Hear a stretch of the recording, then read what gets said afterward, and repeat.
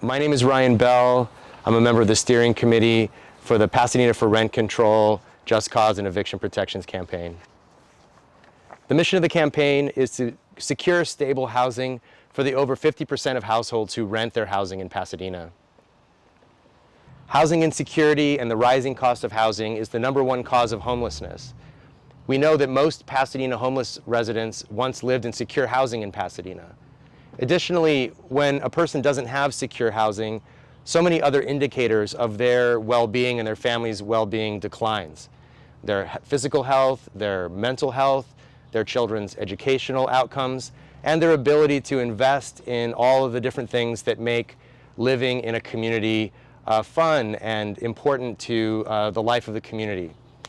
The scale of the problem is also overwhelming. Over half of our renter households in Pasadena are rent burdened, meaning that they pay more than 30% of their income for their housing. Also, over 31% of our renter households are severely rent burdened, meaning they pay over half of their income for their housing. And this is completely unsustainable for a functioning, healthy city, and it's morally irresponsible for a community that prides itself on its history, and its sense of diversity. In addition, so much of the available housing stock in Pasadena is uninhabitable. Every week on the Pasadena Tenants Union hotline, we hear stories of uninhabitable housing. People with leaking roofs, broken windows, mold, plumbing that doesn't work, water outages, power outages, rats and other vermin constantly inside their house. We've heard stories of tenants going to the hospital with zoonotic diseases. We've heard stories of senior citizens trapped on upper floors of their apartment without a functioning elevator. And this all for a premium in rent lately. Rent control and just cause eviction protections give tenants essential tools in the fight against predatory landlords and in defense of their housing. Most tenants we speak to don't even want to tell their landlord about basic maintenance needs like a clogged toilet or a leaking pipe. Why is that? Because they're fearful of retaliation from the landlord in the form of a rent increase, an eviction notice, or verbal or even physical harassment. Most tenants don't want to encounter their landlord under any circumstances. With rent control and eviction protections so that tenants can only be evicted when they violate their lease, gives tenants the strength and the courage to stand up to their landlords and demand what they need and what's essential for the health and well-being of their family. Ryan, you're the finance coordinator for the rent control campaign. That's got to be a tough job.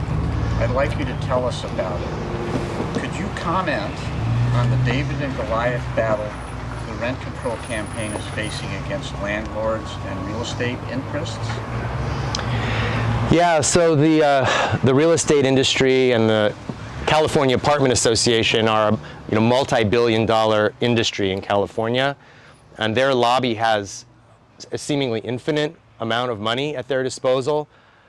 And from our experience across the state of California in different rent control and eviction protection campaigns that we've been a part of, we know that they will spend hundreds of thousands of dollars to defeat measures like the one that is on the ballot in Pasadena. We know that we can raise some money from our tenants and from our allies and supporters, but we can never match the kind of money that the real estate industry has. And so but we know we have the people. We have people who live here. The landlords don't live in Pasadena. The apartment lobbyists certainly don't live in Pasadena. What we have instead is a base of tenants and supporters who are part of our campaign. We mobilized over 300 volunteers during the signature gathering phase of the campaign. They put in something like 10,000 hours of volunteer time to get the signatures required, the 15,000 valid signatures that were required. And we know that we're going to have to mobilize all of those people and more again to make sure that people are aware of what's at stake in November. There's a near certainty of attack ads and flyers sent to every house and apartment in Pasadena close to Election Day. Do you have a strategy plan to generate cash reserves to blunt that?